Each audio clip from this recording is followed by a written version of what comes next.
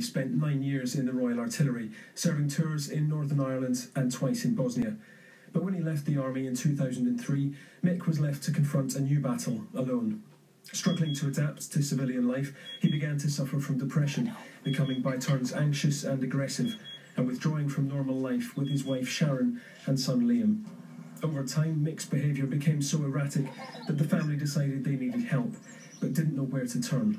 We were arguing so much because the atmosphere at home was so volatile, because you wouldn't know when you get up in the morning if it's going to be a good day or a bad day, or if something's going to happen, so you're constantly walking on eggshells, waiting that, you know, every eventuality of what could or couldn't happen,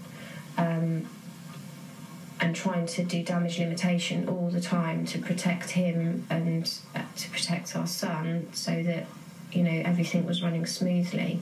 It was finding a leaflet at his doctor's surgery that first put Mick in touch with Outside the Wire, run by the Norwich charity The Matthew Project. The service provides support to ex-service personnel unable to adjust to civilian life, offering specialist treatment and counselling for families, and on a one-to-one basis.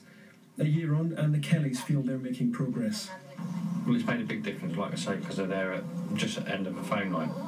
So if we do have any problems, the wife or myself can phone straight up and someone will be around. Outside the Wire works across Norfolk and is currently supporting more than 40 people and their families through issues from post-traumatic stress disorder to substance abuse. Andy Wicks served 22 years in the RAF himself and leads the programme. He thinks the involvement of ex-veterans in the support side is crucial.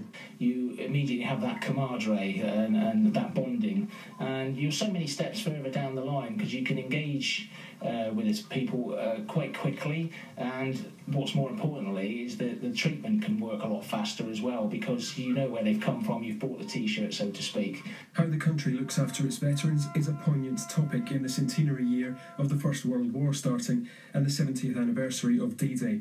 In Norfolk, there are an estimated 10,000, and a new charity, Norfolk Veterans, was launched earlier this year to guide them to the right support.